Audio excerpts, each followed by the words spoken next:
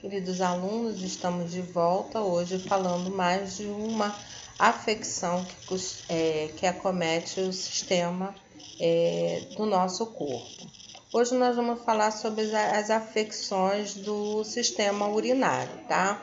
Vamos fazer uma breve história da anatomia do sistema urinário. Para que serve o sistema urinário? É responsável por produzir, armazenar temporariamente e eliminar a urina em compostos que garante a eliminação de substâncias tóxicas para o nosso organismo, né?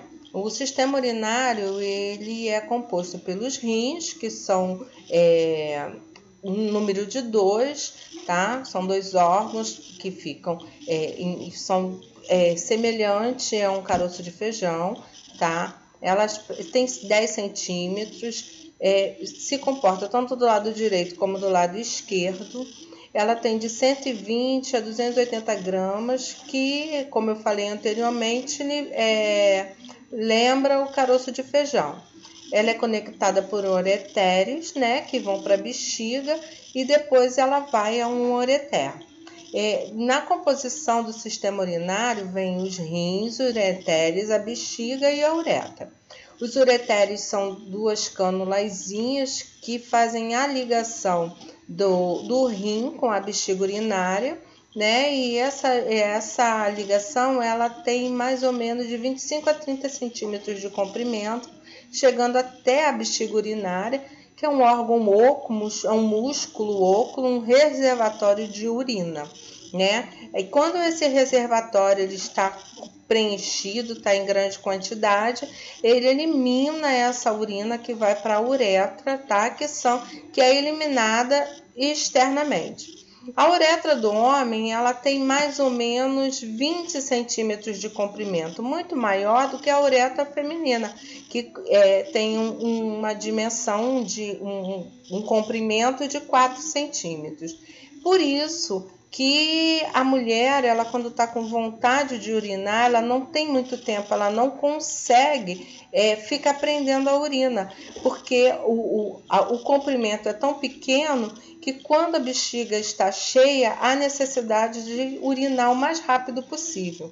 Aqui a gente vai ver a anatomia, tanto feminina como masculina.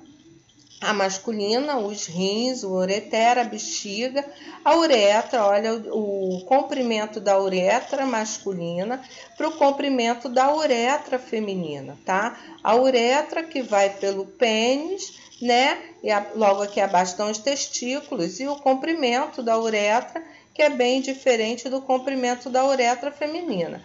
Os rins, os ureteres, a bexiga, tá? E a uretra, que tem um diâmetro de um comprimento de mais ou menos quase centímetros da bexiga até a vagina. Do homem não, mais ou menos uns 20 centímetros da bexiga até o pênis para ser eliminado. A gente tem algumas patologias que acometem o sistema urinário. Vamos falar da glomerulonefrite. Ela é uma inflamação dos capilares, né? São emaranhados de capilares. Elas podem ser uma inflamação primária ou secundária, agudas ou crônicas. O que são as infecções agudas? São aquelas decorrentes de bactérias, vírus, né? Especificamente de uma patologia que o paciente adquiriu a partir daquele momento. Já a infecção da glomerulonefrite, que é a secundária ou as crônicas, ela é desenvolvida através de uma patologia em que o paciente já é acometido. Por exemplo, ele já é um soro positivo, ele tem uma hepatite B e C, ele tem um lúpus, então o diabetes, o hipertenso, eles são acometidos pela glomerulonefrite crônica, que é decorrente de uma patologia que ele já tem sistematicamente anterior a essa infecção. Os sintomas da glomerulonefrite primárias, elas podem ser assintomáticas, né? Com o decorrer do tempo, ela se desenvolver através dessa bactéria, o paciente não ter o sentido daquela infecção e com o passar do tempo ela começar a desenvolver a dor, né, na região dos rins. Quando parece, os sintomas variam muito de um paciente para outro. Pode aparecer a pressão alta, o edema nos olhos ou nas pernas, aumento de peso, perda de sangue, que é hematúria, proteinúria, que é a perda de proteína na urina, né? O cansaço, indisposição, fraqueza. Isso na glomerulonefrite primária. Na glomerulonefrite secundária, a urina se torna esponjosa pela consequência da grande quantidade de proteína na urina e aparecem os sintomas que são os mais comuns. O tratamento é composto de acordo com as características, gravidades e causas. Para cada tratamento é um tipo de antibiótico que vai fazer com que aqueles sintomas melhorem e que faça o desenvolvimento de uma melhora renal.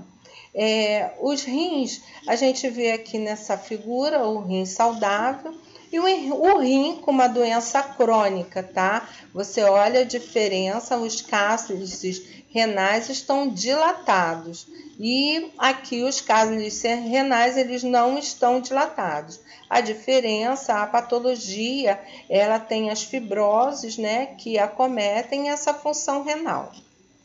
Outra patologia que acomete o sistema renal é a pielonefrite, muito frequente em gestantes, né? Ela é uma doença inflamatória infecciosa, é uma doença renal, que dilata a PEV renal, né? E ela pode também ser acometida por bactérias gram-negativas que habitam normalmente os intestinos, a Escherichia coli. Né? Ela pode ser causada também pelo Proteus Klebsiella, Enterobacter e Pseudomonas, que são outros agentes infecciosos que podem estar associados aos episódios de doença. Essa pielonefrite, ela acomete muito mulheres gestantes, né? Muitas das vezes a gestante ela desenvolve a pielonefrite num período tardio da gestação dela, podendo ser internada até para fazer o tratamento, porque são doenças muito perigosas no período gestacional. Não dizendo que ela não seja perigosa em período nenhum, mas no gestacional ela é muito mais perigosa ainda. Os sintomas da pielonefrite são semelhantes das mesmas formas, tanto aguda como a crônica. Vale, porém, registrar algumas diferenças. Na doença aguda, eles não tardam a aparecer. Na crônica, são períodos assintomáticos. Pode ser por uma infecção bacteriana. Alguns sintomas são bem característicos. Febre, calafrio, sudorese, náusea, vômito, mal-estar, dor. São esses os sintomas bem característicos da pielonefrite. Aqui a gente tem as fotos da pielonefrite, tá? Um rim normal e um rim acometido da pielonefrite. A quantidade de pus, né, de massa inflamatória dentro do cálice renal. Então, a gente vê a diferença, principalmente na gestante, e isso é muito perigoso. Há uma atrofia no cálice renal. Esses cálices, né, que são as pirâmides, eles se tornam inflamados. Então, é uma patologia muito grave e que todas as gestantes têm que ter o cuidado no tratamento, beber bastante água, ter bastante cuidado para que não desenvolva essa inflamação, essa infecção nos seus rins. Outra patologia é a síndrome nefrótica, um distúrbio dos glomérulos, aglomerado de vasos sanguíneos microscópicos nos rins que tem pequenos poros através dos quais o sangue é filtrado. A síndrome nefrótica ela pode desenvolver gradualmente ou repentinamente. Ela se manifesta num período de 18 meses a 4 anos de idade, sendo os meninos mais afetados do que as meninas. Adultos de ambos os sexos são afetados igualmente. As causas primárias, ela origina-se no rim, e a causa secundária pode ser uma ampla gama de distúrbios. As causas secundárias podem se envolver em outras partes do corpo. Os distúrbios mais causando a síndrome nefrótica é a diabetes mellitus, o lúpus. Então, a síndrome nefrótica no paciente, ele é decorrente de alguma patologia anterior a essa que o paciente está sendo acometido. Então, é bem importante sempre fazer os exames. E essa síndrome, ela acomete também as crianças entre os 18 e 4 anos de idade. Na síndrome nefrótica, existem alguns sintomas. A perda de apetite, uma sensação de indisposição, edema palpebral, isso é, os olhos ficam inchados devido ao excesso de sódio, dor abdominal, bem característico de qualquer patologia da região renal, é a espuma, é a urina espumosa. Essa urina espumosa, ela é bem característica, tá? Então, a gente fique bem atento quando a gente vê que ao urinar, saem aquelas espumas na urina. Então, algumas síndromes, ela pode dar ascite, que é o acúmulo líquido na região abdominal, e demais. Bem característicos dos problemas renais são os edemas nas pernas. Na criança, a pressão arterial costuma ser baixa e a pressão arterial pode cair quando as crianças ficam de pé, dando a hipotensão ortostática. Aqui bem característico de uma criança com um problema renal, né? Você vê o edema palpebral e edemas nos membros superiores. Aqui são os edemas nos membros inferiores, né? Os edemas nos membros inferiores, que aqui nada mais é do que o inchaço renal. Os néfrons, eles estão com acúmulos de líquido, causando edema e causando essa síndrome nefrótica. Então, na criança, a gente tem que ficar muito preocupado quando a gente vê o edema palpebral nessa criança. E é um despertar para que, a partir do momento, a gente, vendo esse edema, a gente se atenta logo para um problema renal, edema em membros inferiores, edema em pálpebras e em membros superiores também. Temos também a insuficiência renal aguda, que é a perda súbita da capacidade dos seus rins filtrar os resíduos, sais e líquidos de sangue. Também chamada de lesão renal aguda, a insuficiência é comum em pacientes que já estão no hospital. Pode desenvolver-se rapidamente ao longo de algumas horas ou mais lentamente durante alguns dias. Pessoas que estão gravemente doentes necessitam de cuidados intensivos e estão em maior risco de desenvolver a insuficiência renal aguda. Insuficiência renal aguda pode ser fatal e requer tratamento intensivo. No entanto, pode ser reversível. Tudo depende do estado de saúde do paciente.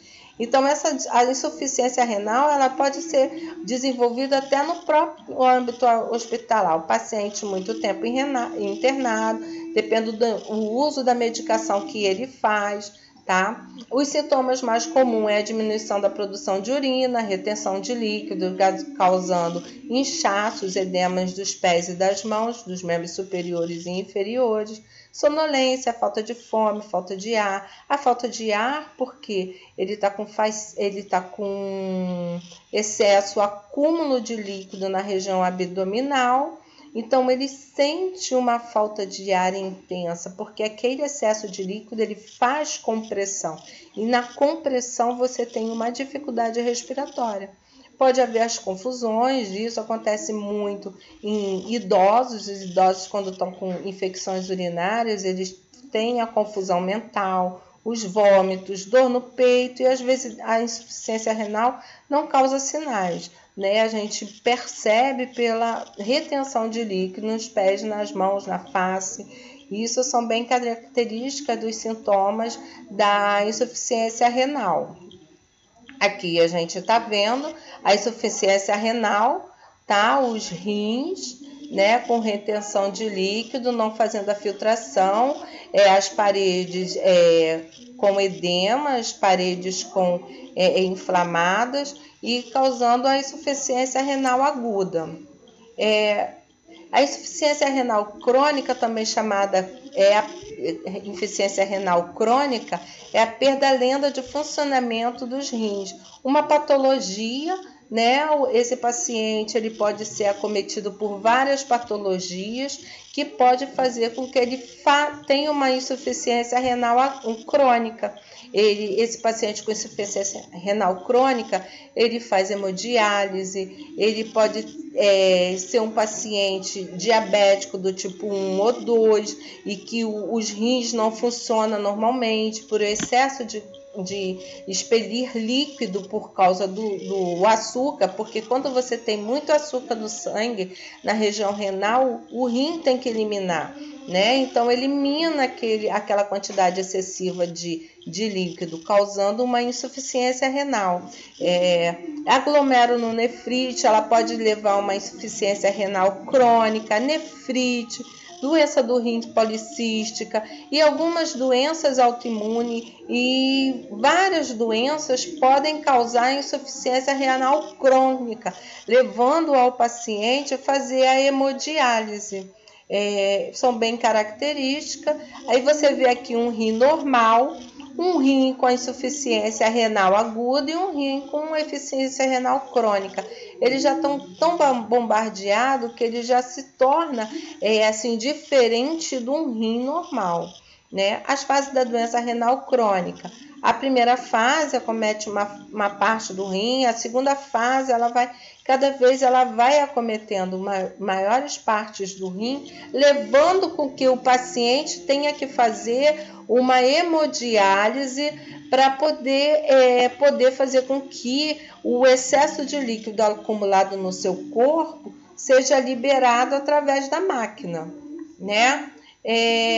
Nós temos também a cistite, que é uma infecção bacteriana, é uma inflamação da bexiga, que é bem característico. A relação sexual também pode levar a cistite, mas você precisa ser sexualmente ativo para desenvolvê-la. A prostatite, que é uma glândula de 3 centímetros, localizada abaixo da bexiga, uma parte inicial da uretra, ela também pode ser caracterizado de uma doença renal, tá? Que é devido à sua localização. Doenças de próstata costumam causar associação, a ser sintomas associados à urina e à bexiga. A prostatite é uma inflamação da próstata que provoca um crescimento anormal da glândula prostática, levando a esse paciente sentir dor, sentir ardência ao urinar, sentir aí começa, como a próstata ela dilata, esse paciente fica com dificuldade de eliminar essa urina, criando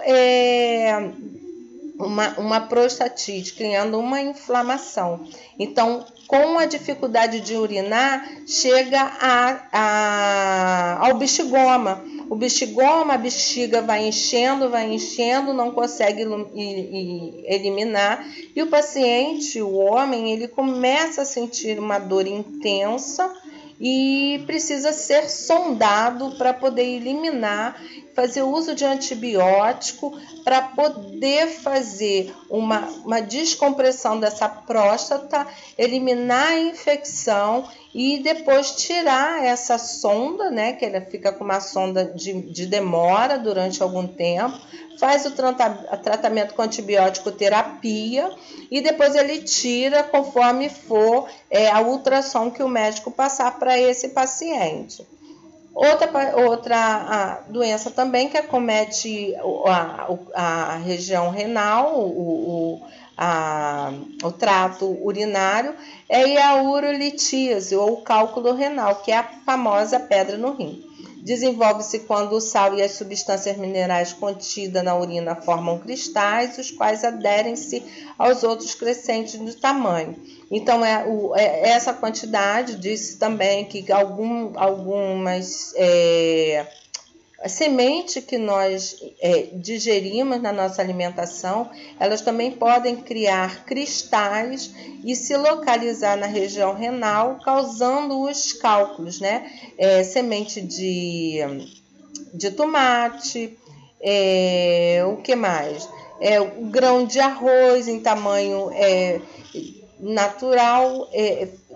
Na realidade, esses cálculos elas podem ser chegar ao tamanho de um grão de arroz, a uma azeitona, tá? Levando a dor excessiva no rim. Quando é no homem, precisa se fazer o tratamento para tentar fazer com que esse cálculo, essa pedra no rim, ela saia espontaneamente. Mas quando sai, é uma dor intensa que o homem sente, tanto o homem quanto a mulher.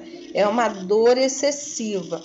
Então, precisa se fazer o tratamento, precisa se adequar a alguns tipos de alimentação, evitar comer sementes, alguns tipos de semente, para que elas não vão se aderindo, tá? E evitar que crie esses cristais, principalmente as pessoas que têm propensão a ter os cálculos renais, as pessoas que já têm propensão a ter problema no sistema urinário.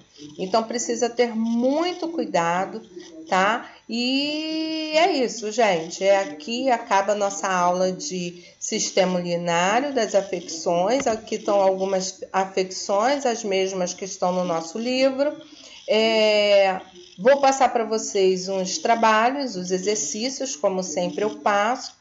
E quando nós voltarmos, eu preciso de todos esses exercícios e a gente vai trabalhar em cima dele, tá?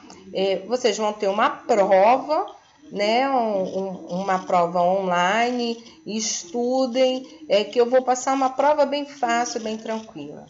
Bom, queridos, não esqueçam de lavar as mãos. Agora o uso de máscara é obrigatório. Cuidado com a multa, que é R$ 1.200. E se cuidem, tá? Até sábado a gente se fala e nos encontraremos dentro do mais breve possível na escola. Até breve, querido.